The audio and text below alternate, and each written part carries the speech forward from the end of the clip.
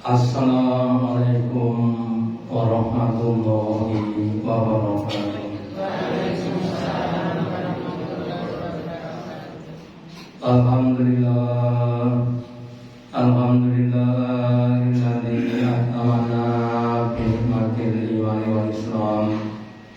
Asyhadu an la ilaha illallah wahdahu la syarika lah wa asyhadu anna Muhammadan abduhu wa rasuluhu la nabiyya wa la rasulah ba'dah. Allahumma sholli ala Muhammad wa ala ali Muhammad kama shallaita ala ali Ibrahim innaka Hamidum Majid. Wa barik ala Muhammad wa ala ali Muhammad kama barakta ala ali Ibrahim innaka Hamidum Majid. Qala Allahu ta'ala fi kitabihil karim. A'udzu billahi minasyaitonir rajim.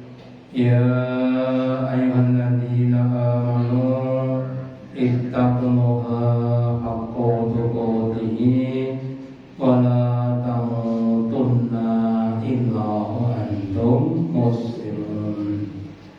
Bapak Ibu hadirin yang dirahmati Allah Ta'ala, yang pertama dan utama, marilah kita selalu meningkatkan, menambah kesyukuran kita, keimanan dan ketakwaan kita kepada Allah Ta'ala, dan yang telah memberikan kepada kita kenikmatan yang banyak.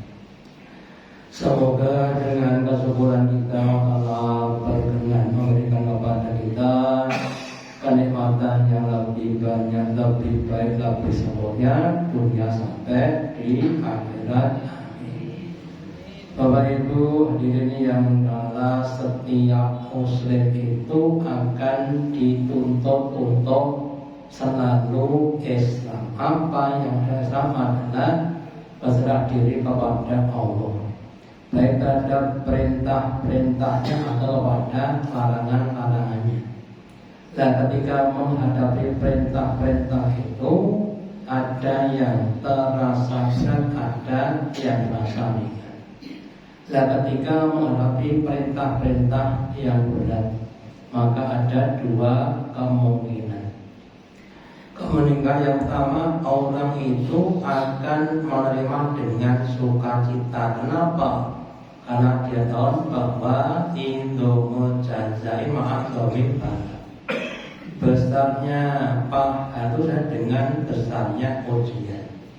Kalau ada bupati naik jadi gubernur itu kira-kira sukacita atau dukacita? Sebabnya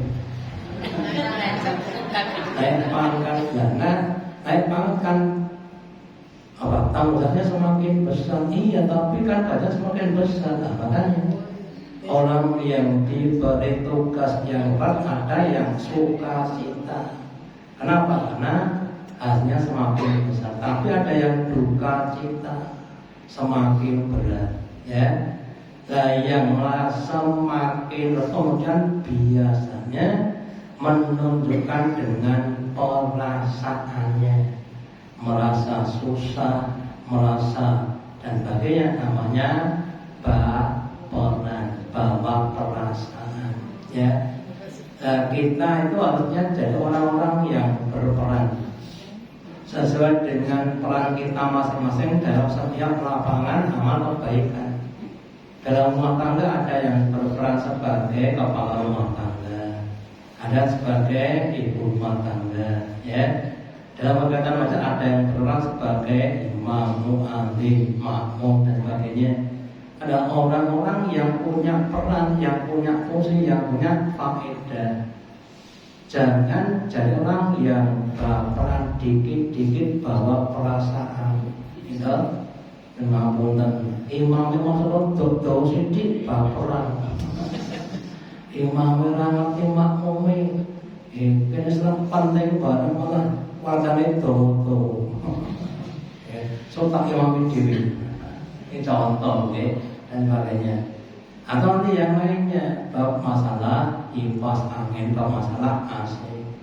Ngerti sok-sok itu mau dirope, kadang mau jaket, anti jaket. Namanya kan orang-orang apa ya? Atau mari kita sebenarnya kalau saya, mari kita menjadi orang Muslim yang berperan, berfungsi, berguna, berfaedah dalam segala bidang. Yang namanya sepeda motor, yang namanya pentil itu kan juga ada perannya. Meskipun kecil, ya mau pentil, pentil, ya banyak gempos saya sama aku, gitu.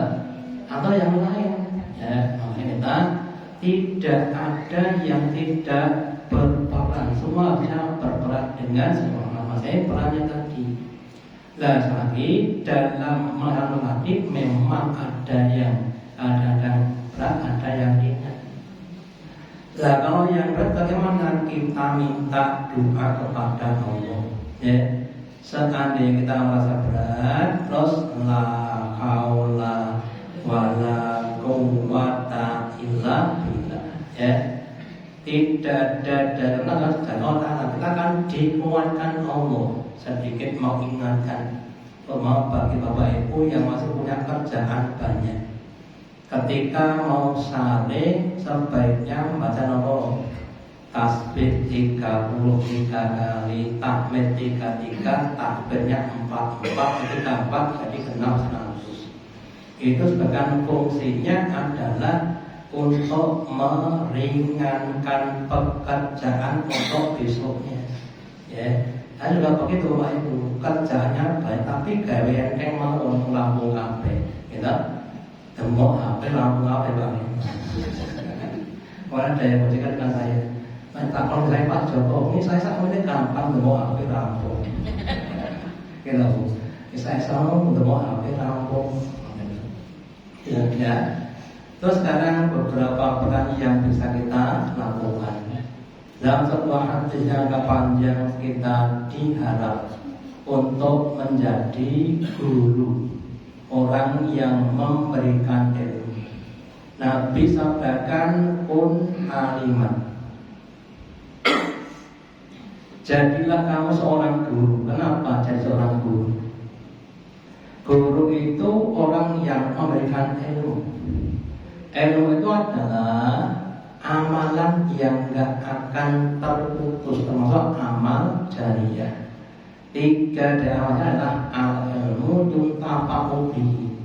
Ilmu yang memanfaatkan orang lain itu akan menjadi sumber pahala meskipun kita sudah meninggal dunia. Tidak harus ilmu agama. Tak ajari carane gawe sambel tok sing enak. Ya. Diajarkan sak desa kabeh gawe sambel tok enak kabeh alhamdulillah. Ya. Tak ajari carane ngresiki kipas angin efektif efisien. Ini tidak cuma ilmu agama, kita jadi guru. Ya, siapapun di antara kita. Bahkan Nabi katakan balighu anni walau ayat. Setelah kamu dapat ilmu, sampaikan pada orang lain. Maksudnya cuma satu ayat, satu konsep, satu masalah. Oh, kemarin saya itu ngaji, diberi ilmu caranya mendidik anak. Salahkan dengan cara didoakan dengan rohani munasolihin.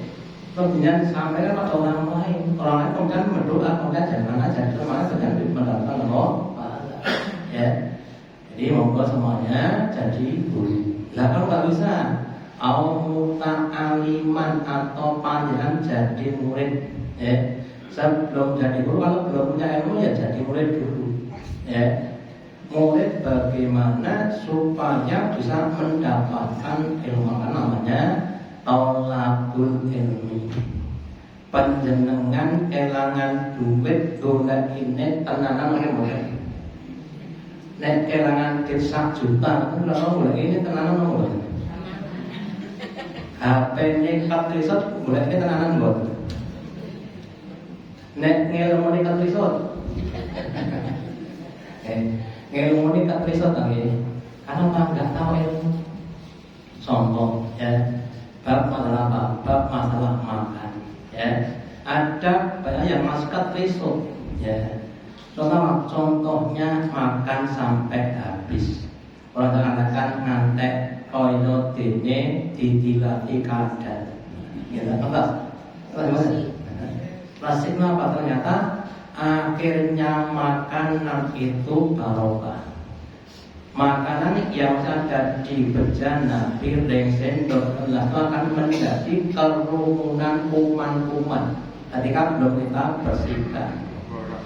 Padahal kalau kita makan malam, nyulinya kapan dulu? Pagi. Pon kita jam itu. Kumannya pon pesta dan gitu sampai begitu.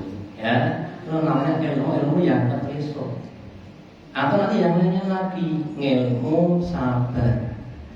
Dimaki-maki orang itu kudune meneng apa jawab? Kudune meneng. Ning asline mengko ra kuat atine. Ya. Kenapa belum sampai di tataran itu? Orang katakan idfa billati hiya ahsan. Tolaklah apapun yang datang kepadamu dengan penolakan yang baik. Entah pun tapi kamu tolak dengan yang baik. Ya. Nolak baik dengan baik itu mudah.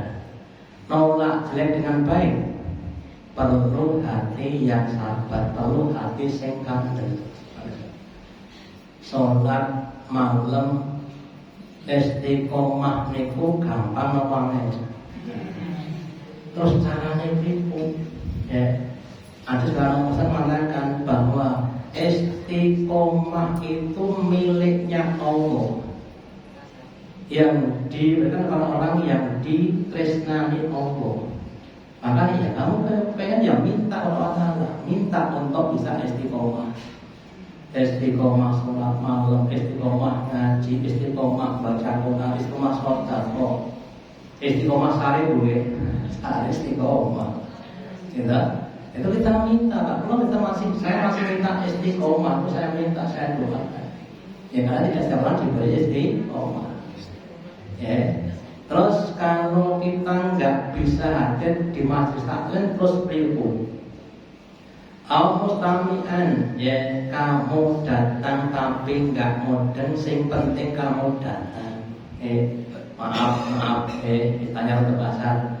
Parit basan mung bondo kuping ora masalah, sing penting kowe datang di situ. Jangan sampai tidak ditata. Wajine ilmune dhuwur-dhuwur Allah cocok. Gitu. Sing penting ngopi. Ya.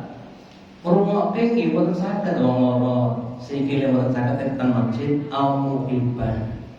Panjenengan jadi orang yang senang dengan taklim, senang dengan guru ngaji, senang dengan orang ngaji, senang dengan orang yang ada di majelis taklim.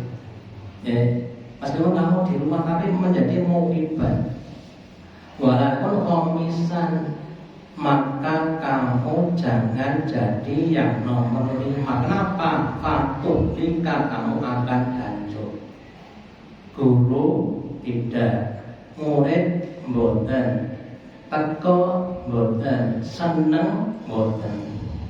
Nanti orang yang tidak suka dengan ilmu, padahal ilmu sebagai apa? Cahaya.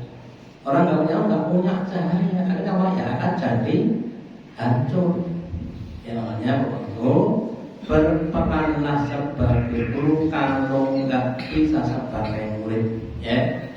Nggak bisa lagi sebagai orang yang datang mendengarkan dan menjadi orang yang muhibban. Kalau bisa, kalau dalam bahasa saya, kita itu harus jadi satu di antara bab dalam bab ilmu.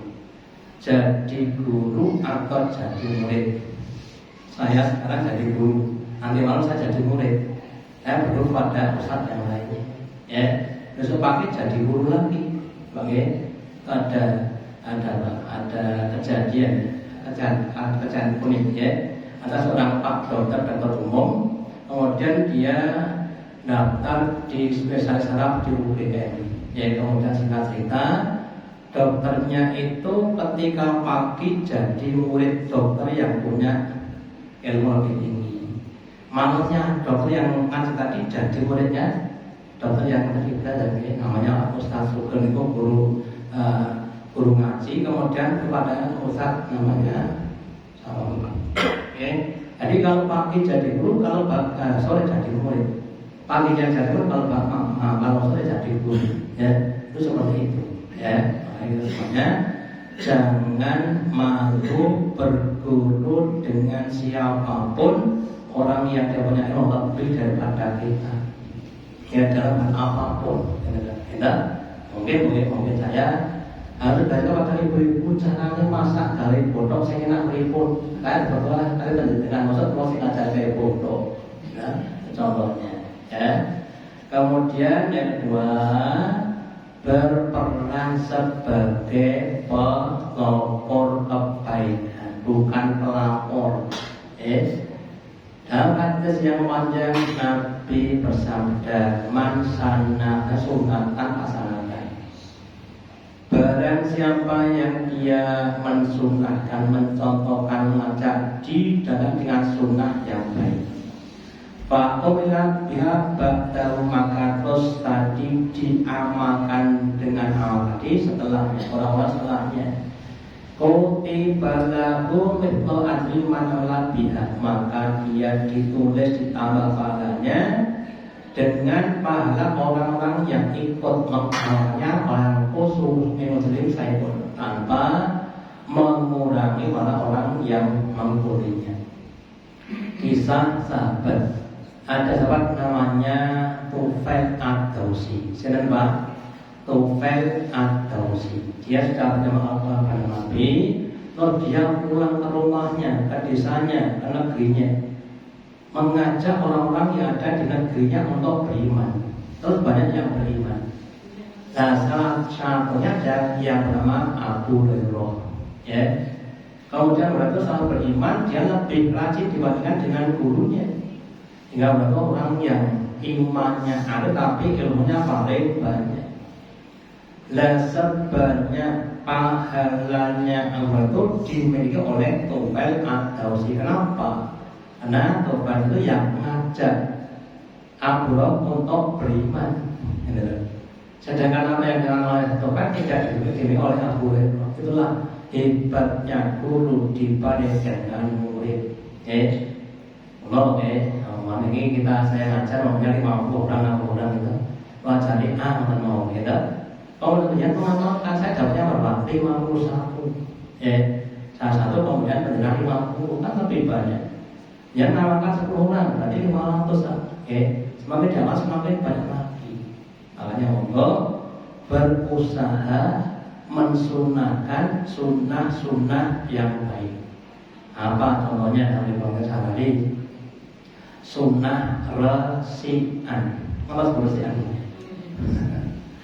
Nabi sabdakan kalau kita itu sudah bangun tidur terus dirapikan lagi.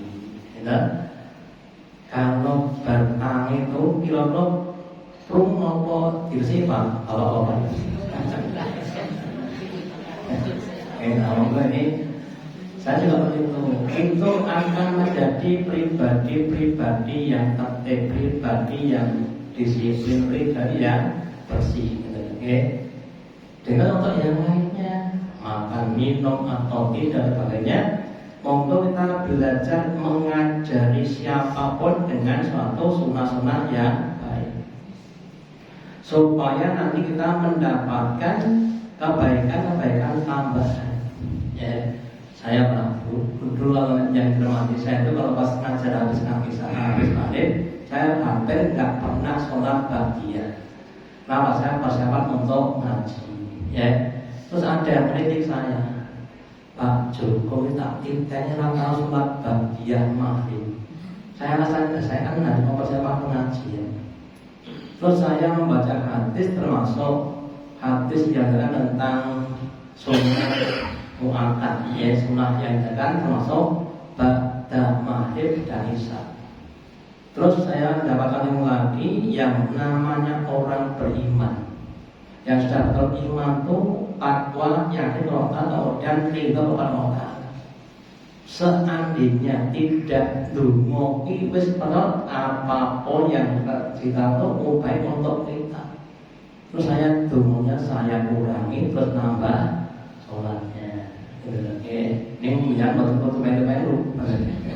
Nanti ditunggukan yang ternopo ya. Saya sudah memotong doa saya untuk saya gunakan untuk sholat, itu untuk memperbaiki ya. Atau yang lainnya Bapak Ibu, maca Quran niku sebagian dari penyakitnya adalah penyakit tergesa-gesa. Tergesa-gesa meh lampu bendang lampu. Karena Bapak Ibu nanti katakan Iqra'ul Quran harfan-harfan. Itu huruf dan memang harus jelas. Jangan tergesa-gesa. Tergesa-gesa itu dari setan, tertentu dari Allah. Ya, kalau kita apapun itu namanya kita tuh godaan setan. Termasuk sholat, termasuk baca Quran, termasuk zikir. Ya, zikir itu kalau kita maknani itu lebih enak, lebih tenang. Contohnya kita baca Subhanallah, Subhanallah, Subhanallah. Ya. Itu nanti tidak makna atau nanti yang lainnya ya. Jadi mohon kembali kita mensunahkan jadi pelopor kebaikan. Sebabnya masalah kita sunatan saya ada. Barang siapa yang mensunahkan di dalam sunnah-sunnah yang tidak baik, Fa'umina biha ba'dahu, kemudian diamalkan orang setelahnya. Tiba alai mithlu wizami man amila biha, kemudian dia ditambahi dosa-dosanya orang-orang yang mengikutinya. Maaf, mungkin contoh saya kalau ngisi khotbah cuma pada Jumat lagi di satu tempat ini. Niku yang Jumatan itu ada yang diempel. Boten madhep kulon, madhep ngetan. Madhep ngetan. Kan harusnya madhepnya ke sana, dia madhepnya dengan terus jagongan kalih koncone. Sing teko tambah jagongan meneh. Nggih, sampai sing khotbah aku mergo lagi tekan khotbah. Dadi masjid niku sing khotbah wong 10. Nggih. Satu khotib asli yang 8 itu khotib kandungan. Itu mensunahkan sunnah yang saya tanpa kadang disadari ya. Atau maaf saja ini untuk koreksi kita semuanya ya, namanya menunda-nunda kebaikan itu tidak baik ya. Masuk menunda untuk menunaikan sholat kalau bisa ya, kita ingatkan seawal mungkin. Sholu fi awali waktiha, sholat kamu di awal waktunya. Kalau kamu repot baru kan ada alasannya. Kalau nggak ada alasannya ya tetap kamu di awal waktu tadi, itu lebih utama. Jangan sampai ditunda-tunda. Ya, yang sering saya Bapak Ibu, dulu saya ketika masih di Ngawi ada satu desa itu kalau ke sawah kan jam 2 gitu lah. Bangun jam tengah 5 itu ngasare di rumah saya. Tekan rumah jam 5 atus ngasare jam 5 seperempat. Maghrib setengah 6. Ya, itu bukan cuma satu dua itu budaya di sana seperti itu. Ngasar pun jam 5 pun jadi pun jam 5. Atau yang lainnya yang ini usahakan jangan mensunahkan sunnah yang jelek. Nah, kalau bagaimana kita ubah, mengubah memang tidak mudah, perlu namanya perjuangan ya, perlu namanya keyakinan. Contoh yang pangapunten mengubah tergesa-gesa menjadi tenang itu dibuat gampang. Saya dulu tuh Bapak Ibu orang yang hampir setiap saat pakai jam tangan, turun di jam tangan saya. Pakai motor juga pakai jam tangan. Saya orang yang on time, gimana on time? Nah jam 4 datang, Bang Imawan ini ngobrol tadi. Jangan sampai saya itu terlambat. Kalau jam saya rusak Pak, kalau jam itu rusak mana? Saya kira rusak. Kemudian malah tenang. Saya akan mengulangi jam, jadi tenang. Ini contoh ngubah sikap tergesa-gesa menjadi tenang ya tidak mudah, tapi harus kita usahakan. Maaf, mengubah sifat keset males menjadi rajin juga tidak mudah. Harus ada namanya kesungguhan. Atau nanti yang lainnya Bapak Ibu tentang masalah tadi berperang dari baperan menjadi apa? Berperang itu juga tidak mudah. Wong diunek ana sapa sing ora nesu gimana? Dari seperti tapi kalau kita bisa menahan itu akan lebih baik. Berusaha untuk yang lebih baik.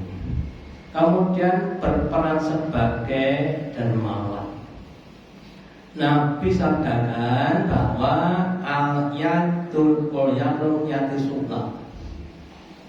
Tangan di atas bimakna membantu lebih baik dibanding dengan tangan dewa bimakna menerima. Apapun yang kita miliki monggo kita berikan pada orang lain. Tidak mesti uang, tidak mesti harta, bisa tenaga, bisa ucapan yang baik, atau bisa doa, atau bisa yang lainnya, pemikiran dan sebagainya. Usahakan kita memberi. Pikirkanlah apa yang kita berikan kepada orang lain dengan ikhlas lillahi ta'ala. Jangan mikir apa yang kita bisa minta dari orang lain, jangan. Mintalah kepada Allah Ta'ala. Allah akan memberikan kepada kita min haitsu la yahtasib, dari arah yang tidak disangka-sangka. Terus kemudian waktu bima ta'lim, kemudian ketika kita mau memberikan, mulailah dari tanggungan kau sebagai kewajiban kamu. Saya sebagai kepala rumah tangga, ketika saya dapat uang, pertama adalah yang saya jadi tanggungan saya. Anak saya yang harus saya penuhi dulu. Satu dinar untuk keluarga, satu dinar untuk sabilah yatim, dan yang paling berat untuk yang keluarga tadi. Itu sedekah yang paling besar nilainya, tetapi secukupnya. Jangan sampai pun anaknya pun kabeh kesempatan jadi anaknya meneh, gitu.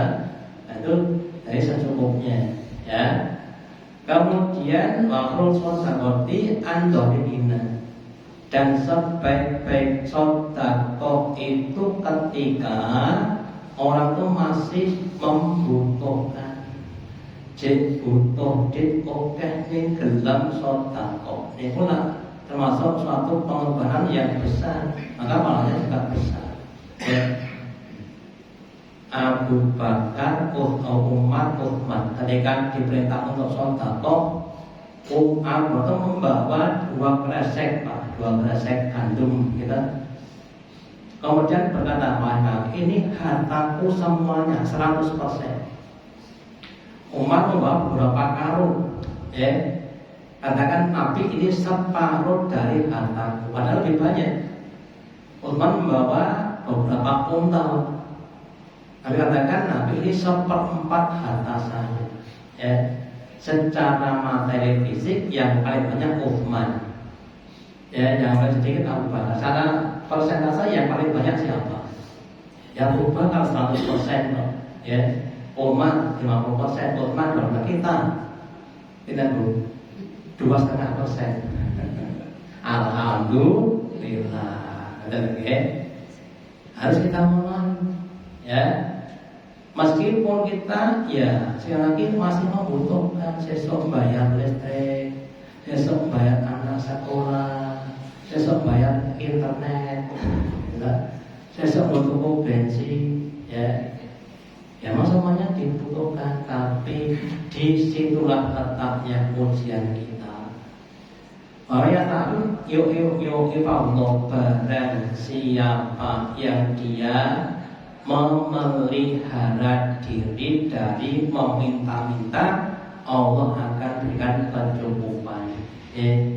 Wis rasa golek nang ndi Bu sak enake wae.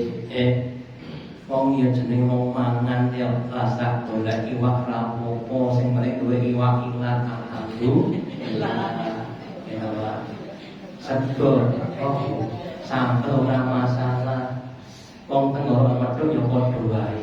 Nah, kayak itu memang kadang-kadang saya sendiri tak hiburkan supaya timbul namanya ona. Motor saya Pak, ini kendaraan pun disalin wong Pak. Ya, saya kan motornya gede-gede gitu.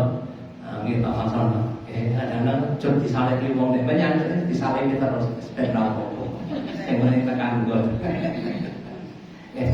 Jadi kita cukupkan dulu saja. Ya. Nah kemudian barang siapa yang merasa kaya kadang nggak butuh, Allah akan kayakan hatinya. Wes iki cukup malah murah. Kemudian kita akan dikayakan Allah. Sebagian ulama mengatakan salah satu pertolongan Allah pada hal ini adalah kita menyederhanakan kebutuhan disederhanakan. Jane ya butuh kae. Sepatune anak ya wis jebol. Laptop ya wis rusak kudune ganti, HP ya jane kudune ganti. Ning ya pene wong dirungono. Gitu. Sampai itu ada film dari Iran namanya Children of Heaven, anak-anak surga. Itu ceritanya ada kakak beradik yang sekolah harus pakai sepatu. Sepatu cuma satu pasang. Esok tiba adik, terus masih itu nyerahikan di sekolah itu para kemudian dijak murid melayu. Kemudian dia pakai sepatu, dia sekolahnya melayu, nanti tidak telat. Delalah sepatunya jebol, didandakan dengan tukang sol, jelas disekeng dengan wadah sampah jipuk wong bersampah. Gitu. Kan tambah terus tahu ya. Itu namanya jenenge pilong, gitu. Terus kemudian dia ikut lomba lari. Ya karena biasa lari menang itu dia sepatuannya. Itu film Iran oke. Kita posisi wajib entuk nek wae kaketan lari sik Pak nggih. Tadi mau pelari bisa sing tadi NDP. Hasilnya nggih. Nek ketika lari itu enggak punya sepatu, tumbas elek-elekan ya sampai kemudian juara internasional Pak ya. Kemudian tuh hadiah omah apa ya. Ya udah wajib entuk ya. Anaknya mau larat sebagai orang duwe Pak ya, kemudian jadi atlet nasional menang di tingkat internasional. Itu beberapa orang seperti itu. Makanya semuanya berusaha untuk berperan dalam berbagai macam kebaikan supaya bisa menjadi sunnah kita, sunnah yang hasanah. Semoga Allah berikan kepada kita keistiqomahan, kesungguhan, kesabaran, keikhlasan dalam beramal sampai akhirnya husnul khotimah. Demikian yang dapat disampaikan kepada manfaatnya. Allahumma taqabbal innaka antas samiul alim wa tub alaina innaka antal tawwabur rahim. Dengan doa majelis subhanallah wa bihamdika asyhadu an la ilaha illa anta astaghfiruka wa atubu ilaik. Wassalamualaikum